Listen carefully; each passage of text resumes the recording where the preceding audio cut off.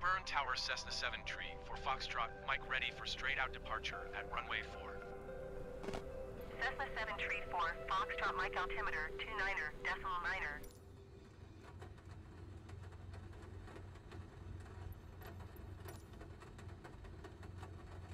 What's going on, Flight Sim crew? This is your pilot in command, Ryan, and today I am just going to give you a quick channel update video.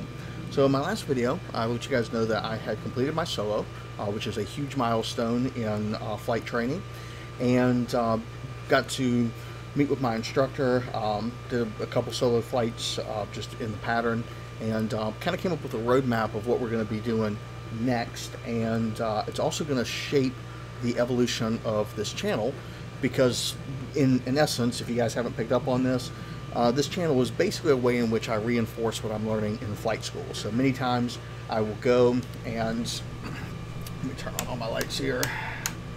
I will go and perform a lesson in real life, and then I'll come back and basically do what I've learned in the simulator to reinforce that process, everything I've done. So you've seen me go over all of the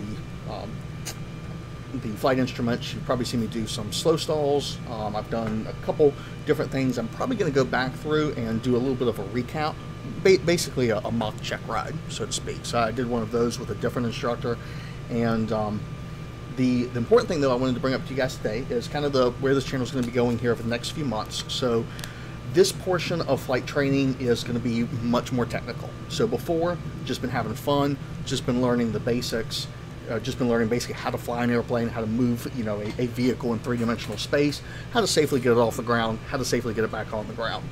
Awesome.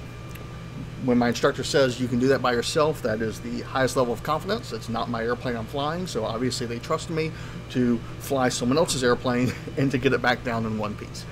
So at this point in flight training, it now moves over into a lot of technical stuff.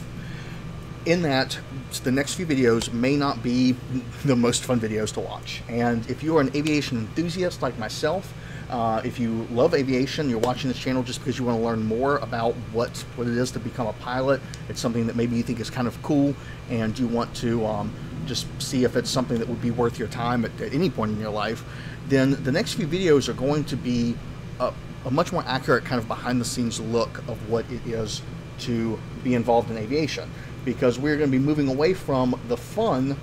Hold on, let's get that taxi, let's get that landing light off. I want to see if I can get a nice nice lightning strike that'll light me up there. But the next portion of my training is going to be highly technical. So I have books on books on books, and it's going to be a lot of process-related stuff. The higher level of technical detail I know is not going to be for everybody, and that's absolutely fine. All in all, this channel is about reinforcing my education and just kind of maybe exposing that to the internet and the greater world. And if you're interested in doing this, maybe this is going to be great videos that you probably want to watch, so you can see more of the nitty-gritty about what it takes to be a pilot. If you just are someone who says, hey, I really like watching barrel rolls and watching Lazy Eights, and I'm more interested in the fun stuff when I do my my Top Gun flights, then these next videos, they're gonna have a red border, and they may not be for you, and that's okay. I'm fully expecting that the videos I'm going to be putting out over the next few months are probably going to get hardly any views, which is fine, because again, they're going to be for me and learning all the technical details, so that when I go up and do a check ride with an FAA instructor, I can pass that knowledge check. So I've got the skills down, I've got the piloting down. Now it's going to be about having the background and the education as an airman to understand aeronautics, and to be able, when I get grilled by a paid employee of the FAA, that I can answer all of those questions. So really boring stuff like METARs. What are METARs? I'll explain in a later episode, but it's how you read the weather as a pilot. Also, what are going to be next on the horizon for me, it's going to be soft field takeoffs, which I will demonstrate in the simulator, not today, but in a future video.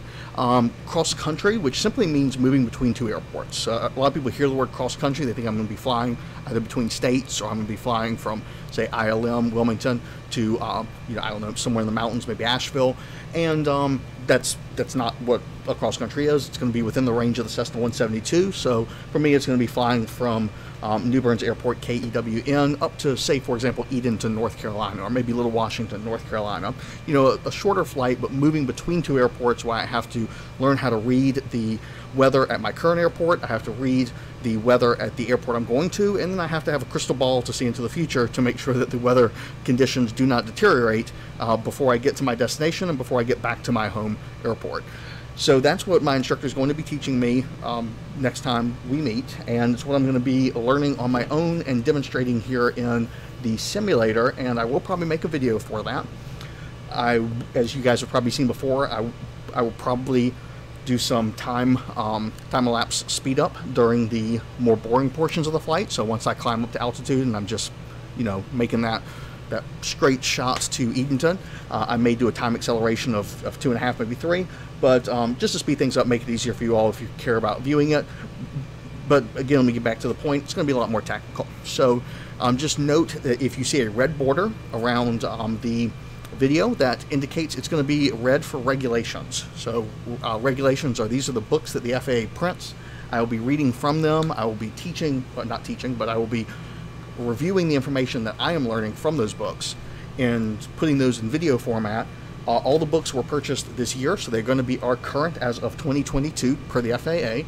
So if you're watching this way into the future, please note that these things are probably going to change. The FAA comes out with a new regulation book every single year, and I've bought them, gosh, since 2017 when I got my drone license.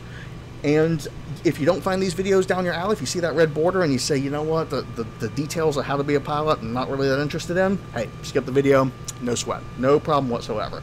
If you're interested in learning about becoming a pilot at any point, though, I highly recommend taking the time to watch these videos, because this is the hard part of becoming an airman. So this is the stuff that's highly technical. It's not so much the fun stuff. It's about learning, you know, the nitty-gritty of the do's, the don'ts, how everything works, how to file a flight plan, how to you know, talk to tower properly. Let me just look at some of my books real quick, actually. So there's going to be a lot more information on the Pilot Operating Handbook, so the POH. I will try to keep jargon to a minimum. So the Pilot Operating Handbook for the Cessna 172, I've been reading that from cover to cover. I'll be going over a lot of that information. Emergency checklist. What happens if I have an engine fire up at an altitude of 4,000? What do I do if the engine fire is in the cabin? Or excuse me, what if I do if the engine fire is outside in the engine? What do I do if there's a cabin fire? Cabin fire is actually much, much worse, because it starts to block out your ability to see anything to include your instruments. And there's a different procedure for both of those types of scenarios. They're all listed in the Pilot Operating Handbook. And if you ever watch any type of crash video, if you watch Mentor Now's videos, he's pretty much always referencing the checklist that they have as a commercial pilot, and that's all what's covered in the Pilot Operating Handbook. Also, I'm going to be covering a lot of stuff that the AOPA has sent me. So AOPA is a pilots association, and I am now a member of it. And I will be using a lot of publications that they have sent to me to go over things like VFR communication.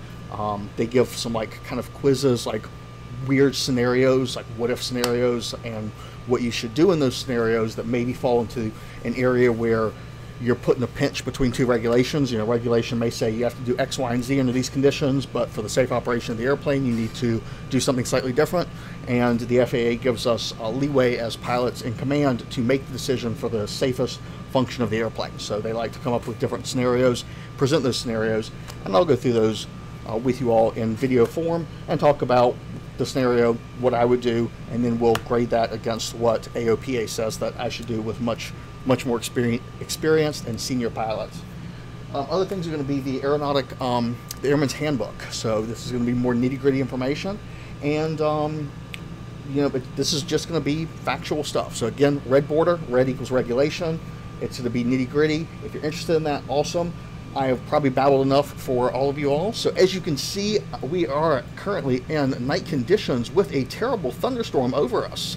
If we were to look at the METAR report, this is a no-go fly for old Ryan as a VFR pilot. I can't see anything, and I am not yet instrument rated. So we will not be flying in today's video. This is going to be a scrubbed flight. I had to do that a lot last weekend because the weather did not cooperate with me.